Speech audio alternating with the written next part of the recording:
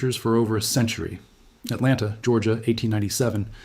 Inside a prestigious photography studio on a crisp October afternoon, a prosperous black family arranges itself before the camera.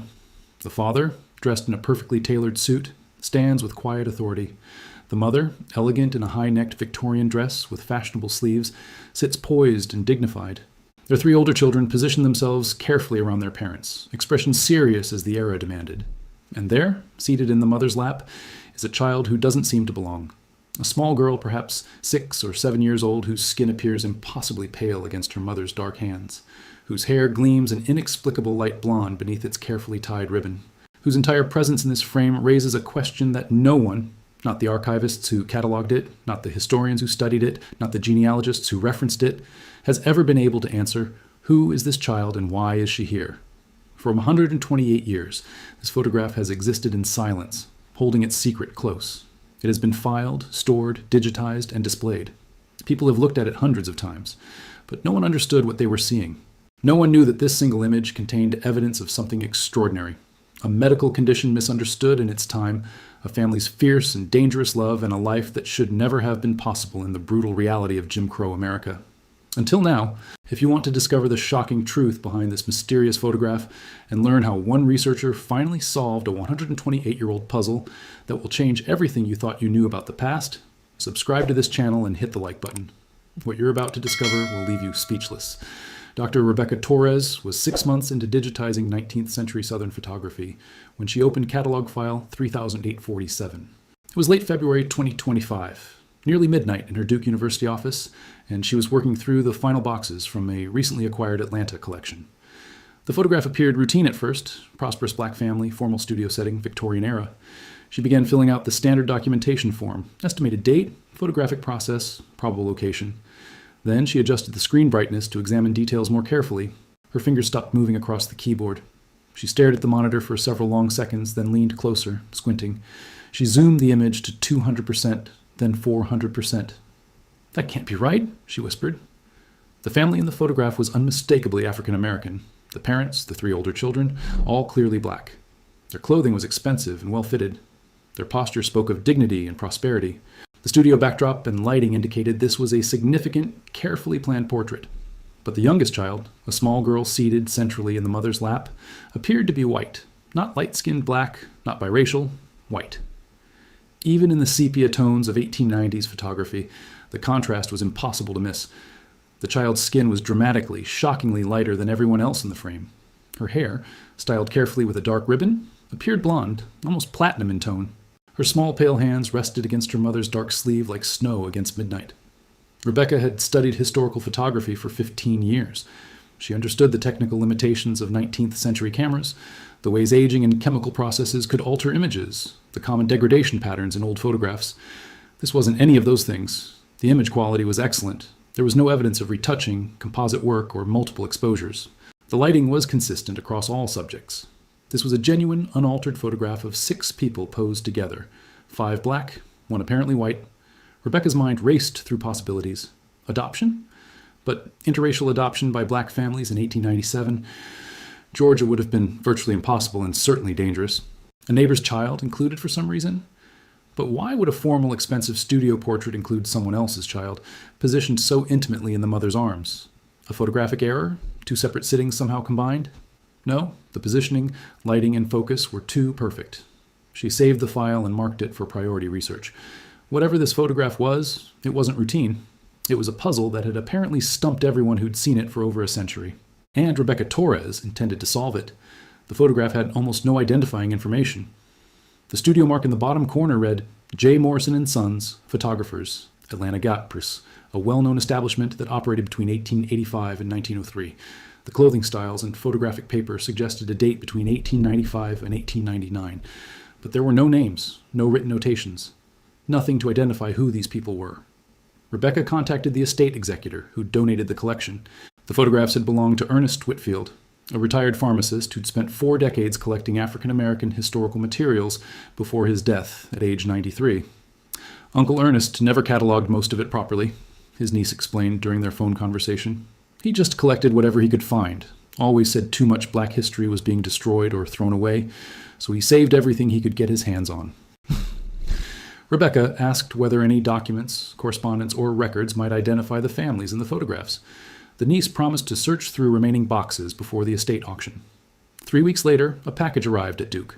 Inside were a handwritten receipt, a studio appointment book, and a fragile envelope of customer correspondence. The receipt, dated October 12, 1897, listed Washington family, 6 persons, formal sitting, 4 prints ordered, $8.50 paid in full. Washington. A surname, but no first names. The appointment book was more revealing. On October 12, 1897, 2:00 p.m., Washington, proprietor, Auburn Avenue Tailoring Establishment, Family Portrait Commission. Rebecca's pulse quickened. Auburn Avenue. In 1897, Atlanta, that was the heart of black economic success.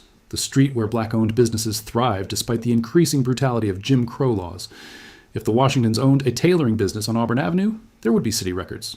She spent the next week immersed in Atlanta archives, business directories, tax records, property deeds, commercial licenses. Finally, she found it.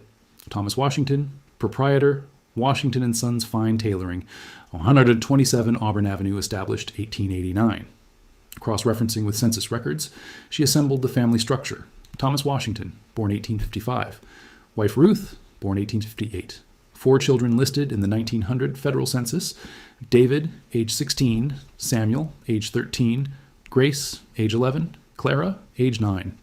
Clara, born approximately 1891, which would make her about 6 or 7 in an 1897 photograph. The youngest child. The position matched. But it still didn't explain the central mystery. Why did Clara Washington, daughter of 2 black parents, sister to 3 black siblings, appear white in this photograph? Rebecca knew she needed to find out who Clara was, and more importantly, what had happened to her. Rebecca began building Clara Washington's life story from fragmentary records, searching for any clue that might explain the photograph's mystery. Atlanta city directories showed the Washington family's stability and success.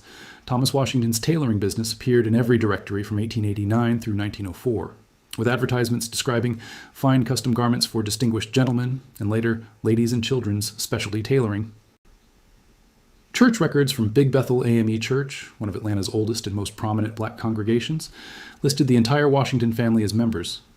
Clara's baptism record, dated April 1892, confirmed her birth. Clara Marie Washington, daughter of Thomas and Ruth Washington, born February 14, 1891. The 1900 census showed the family living in a purchased home on Bell Street, just off Auburn Avenue, a substantial 2-story residence valued at $2,800, an impressive sum for a black family in that era. But nowhere in these routine records was there any explanation for Clara's appearance.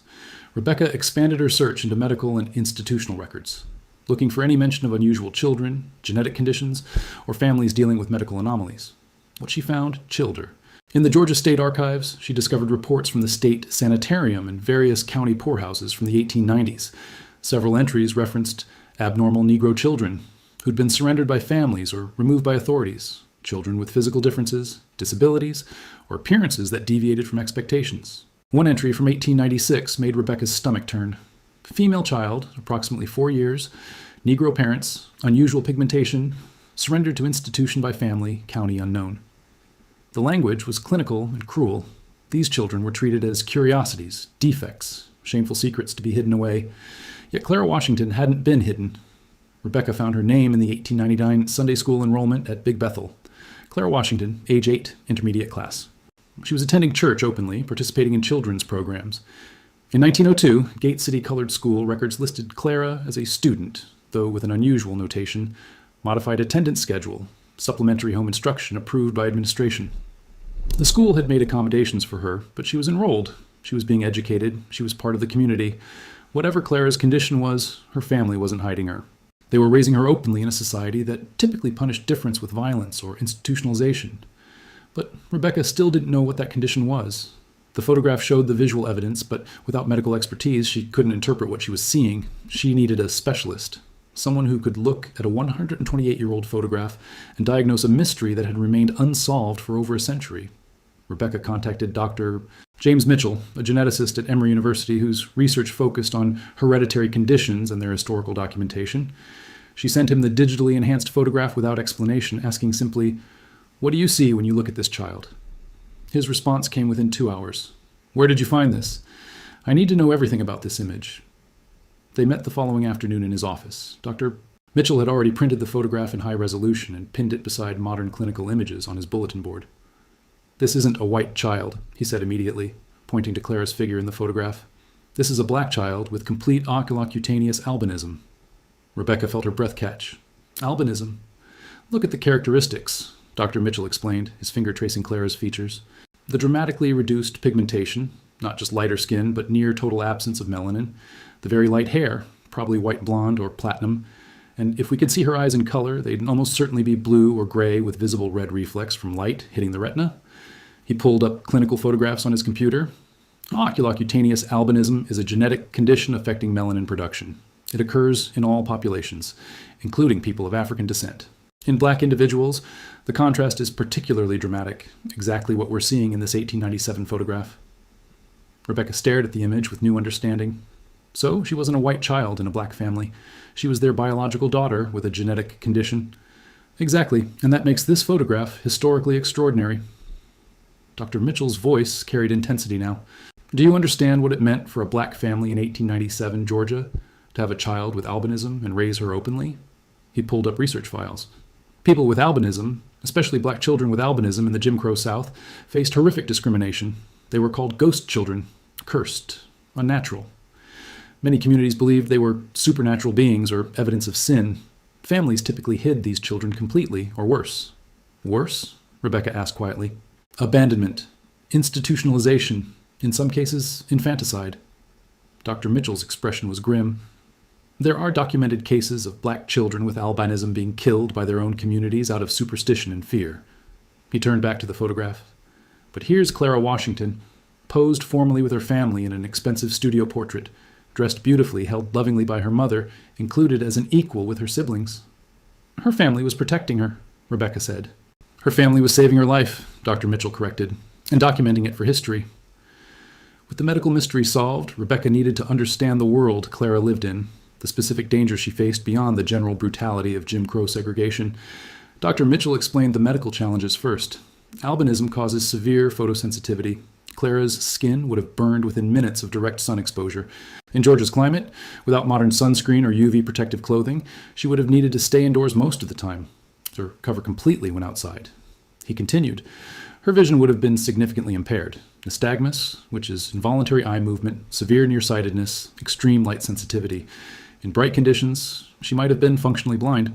There were no treatments available in the 1890s, no corrective lenses that could help, no low-vision aids. But the social dangers were even more severe. Rebecca found newspaper archives from 1890s Atlanta filled with pseudoscientific racism, eugenics propaganda, and articles treating any physical difference in black people as evidence of inferiority.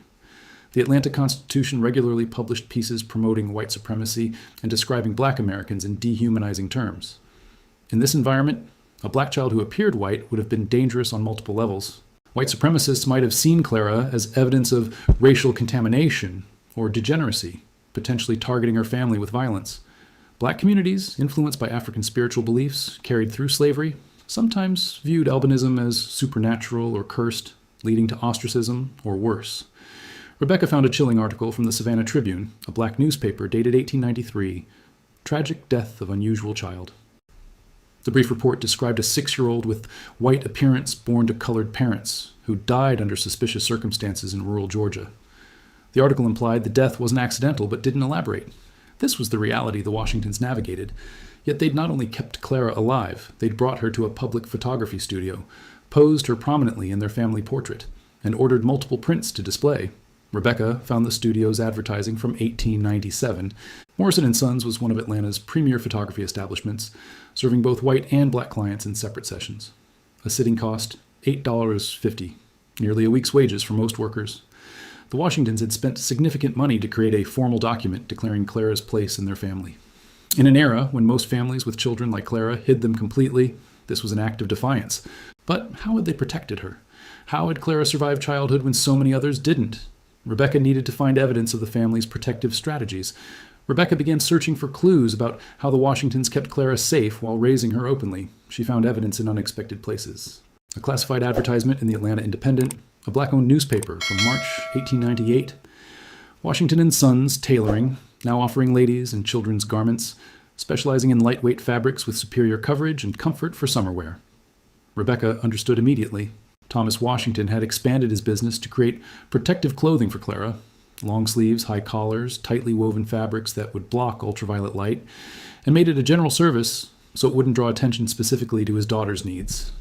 The 1900 census revealed another layer of protection. The Washington household included Ruth's unmarried younger sister Anna, age 34, listed as residing with family, occupation, domestic duties. But cross-referencing with church records showed Anna taught Sunday school and coordinated children's programs. Anna wasn't just living with them, she was Clara's full-time caretaker and guardian. Property records from 1895 showed the Washingtons had carefully chosen their home, a 2-story house on Bell Street with covered front and rear porches, mature shade trees on property, northern exposure. They'd selected a house where Clara could be outside safely, protected from direct sunlight by shade and covered spaces. The modified school arrangement Rebecca had found earlier now made more sense. Gate City Colored School's 1902 records showed Clara attending classes, early morning and late afternoon sessions only with approved home instruction supplement. The school administrators had worked with the family to create a schedule that allowed Clara to attend when the sun was less intense, while providing additional education at home during peak daylight hours. Rebecca found one more crucial detail in Big Bethel AME church records, a notation from 1899 stating that special provisions made for Washington family seating, north side, shaded location, accommodation approved by council. Even the church had adapted its space to protect Clara, giving the family a permanent seat where she could attend services without sun exposure through the windows. The pattern was unmistakable. The Washingtons had built an entire infrastructure around Clara's needs, using their business success and community standing not to hide their daughter, but to create a life where she could participate safely. And their community, their church, their school, their neighbors on Auburn Avenue had helped them do it. This wasn't just one family's love story. It was evidence of a broader network of Black Atlantans who chose protection and inclusion over the prejudice that dominated the society around them. Rebecca knew that finding Clara's own words would be nearly impossible. Most Black women from this era left few written records, and someone with Clara's medical challenges would be even less likely to appear in historical documents. But she searched anyway. She contacted the Atlanta University Center archives, explaining what she was looking for, anything related to Clara Washington, born 1891, who would have been a young woman in the 1910s. The archivist called back 4 days later, excitement clear in her voice. I found something. Not much, but it's definitely her. Rebecca drove to Atlanta that afternoon. The archivist led her to a temperature-controlled reading room and carefully placed a worn ledger on the table. This is from the Phyllis Wheatley YWCA, which served Black women and girls in Atlanta from 1910 through the 1960s. They offered classes, cultural programs, and social activities. She opened the ledger to a marked page. In the attendance records for a 1913 poetry reading series, Clara M. Washington, age 22. She participated in their programs. The archivist continued, flipping through pages. Look, 1914, music appreciation course. Here, 1915, member of the literary discussion group. She was active in their social and cultural activities. Rebecca felt tears forming. Clara had lived a social life as a young woman. She hadn't been isolated or hidden. Then the archivist pulled out a slim folder. This is what I really wanted to show you. Inside was a single sheet of paper, a handwritten contribution to the YWCA's 1916 newsletter titled On Being Seen, the author, C.M. Washington. Rebecca read carefully, her hands trembling slightly. There are days when the sun feels like an enemy, when the brightness of the world forces me to retreat inside, when I must experience life through windows instead of directly. But I have learned this truth. Being seen is not the same as being visible. My family sees me, not my difference, but my soul. My community sees me, not as strange, but as their daughter, their sister, their neighbor. I see myself not through others' fear or curiosity, but through the love that has surrounded me since my first breath. That love taught me I belong in this world, even when the world was not built for people like me. Rebecca sat motionless, reading Clara's words again and again, understanding that she'd found something precious. Direct testimony from a woman who shouldn't have survived, speaking across 109 years. Armed with Clara's own voice from 1916, Rebecca intensified her search for records of Clara's adult life. If she'd been active in the YWCA and writing for their newsletter in her mid-20s, there had to be more. She found it in the Atlanta City Directory. 1918, Washington, Clara M. Our music instructor, residence 127 Auburn Ave, music instructor. Clara had become a teacher. Rebecca requested employment records from the Atlanta Public Schools archives. What arrived astonished her. Clara Marie Washington had been employed from 1917 to 1949, 32 continuous years, as a music teacher in schools serving Black children throughout Atlanta. The records showed she taught piano, music theory, vocal training, and directed student choirs. Rebecca understood the brilliance of this choice. Music instruction happened indoors, often in interior rooms or basements where light was minimal.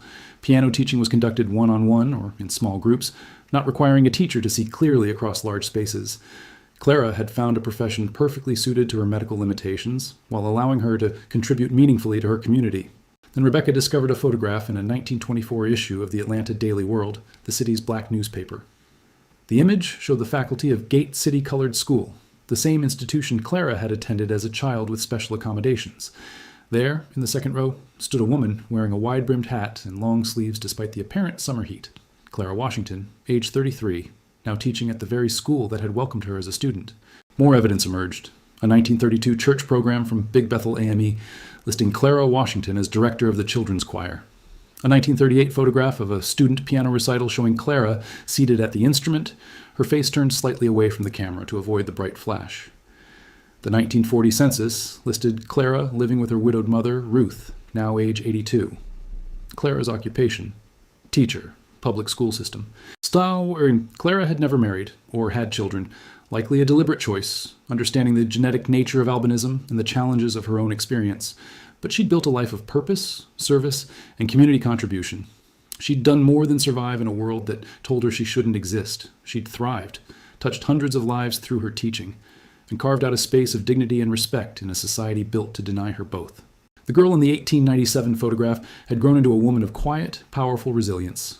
Rebecca found Clara's death certificate in the Georgia Vital Records Archive.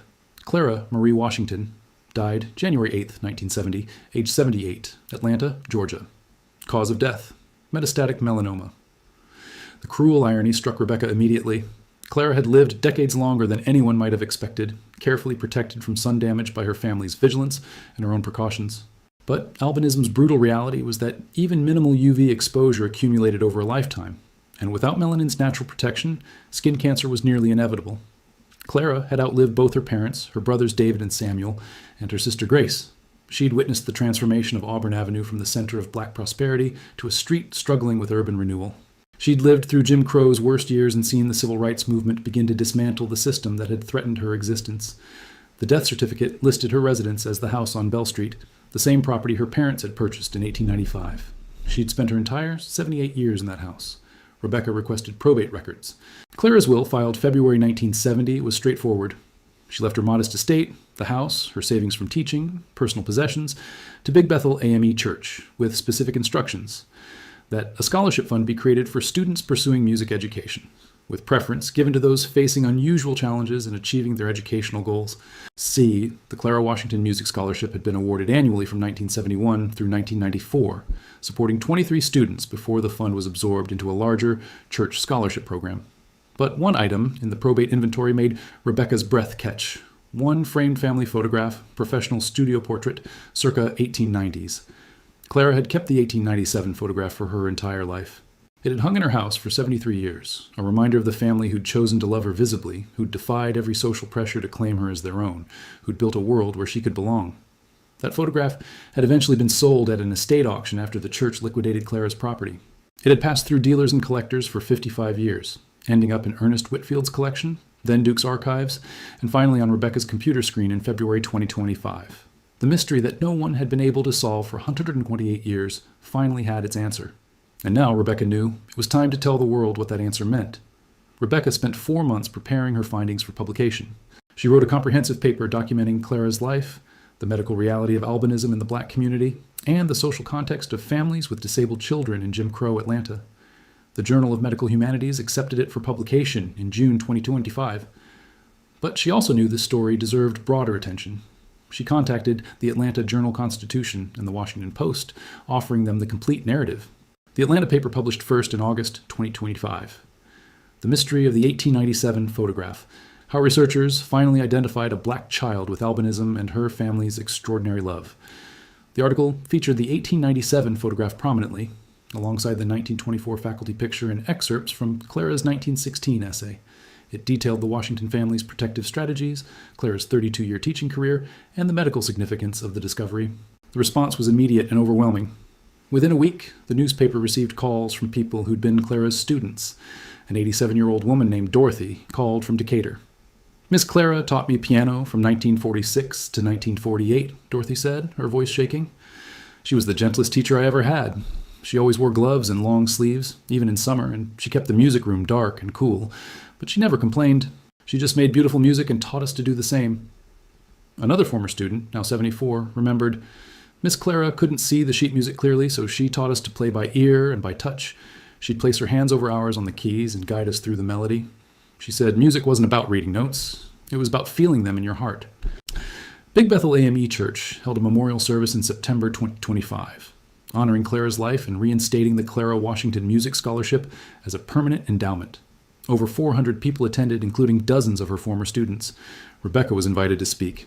She brought the 1897 photograph, enlarged and professionally framed.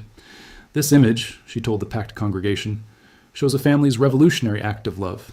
In 1897, posing Clara for this portrait was dangerous. It invited scrutiny, prejudice, potential violence, but Thomas and Ruth Washington did it anyway, because Clara was their daughter and they wanted the world to know it. She paused, looking at the photograph now displayed at the front of the church. For 128 years, this mystery went unsolved. People saw this image and couldn't understand what they were looking at, but now we know the truth. We were looking at courage. We were looking at a family that chose love over fear, that built a community of protection around their most vulnerable member, and that gave Clara Washington a life she never should have been able to live in Jim Crow, Georgia. The photograph now hangs permanently in Big Bethel's Heritage Hall, finally understood after more than a century of silence. 6 months later, Rebecca received an email that began, "I believe Clara Washington was my great-great-aunt." The sender was Diane, age 49, living in Portland, Oregon. She was descended from Clara's brother Samuel, whose children had moved to the Pacific Northwest during World War II. "I grew up hearing vague family stories about Aunt Clara, who taught piano," Diane wrote, "but no one explained why she never left Atlanta, or why there were no photographs of her in our family albums. When I saw your article in the 1897 portrait, everything finally made sense." Diane flew to Atlanta in November 2025. Rebecca met her at the church and showed her everything she'd discovered about Clara's life. They stood together before the framed 1897 photograph. Diane stared at Clara, the small girl in her mother's lap, the one who looked so different, the one whose family loved her enough to make her visible when the world demanded she be hidden.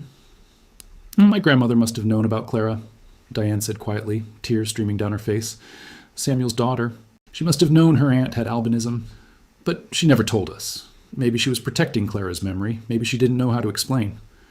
"Or maybe," Rebecca suggested gently, "she was continuing what your family had always done, protecting Clara in the way she thought best."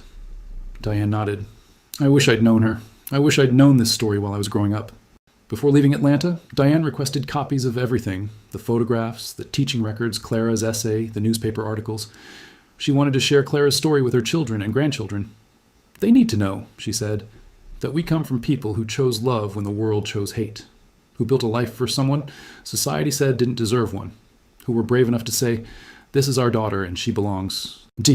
Rebecca's research paper was published in September 2025 and won the year's Medical Humanities Award. More importantly, it became required reading in genetic counseling programs, medical history courses, and disability studies departments across the country. Clara Washington's story, accidentally preserved in a photograph, misunderstood for 128 years, finally solved by medical expertise and historical determination, now teaches thousands of students annually about genetics, family resilience, and the intersection of race, disability, and love in American history. The mystery that no one could unravel has finally been solved. And the little girl in her mother's lap, the one who seemed impossible, who defied explanation, whose very existence was a puzzle, has finally received the recognition and honor she always deserved.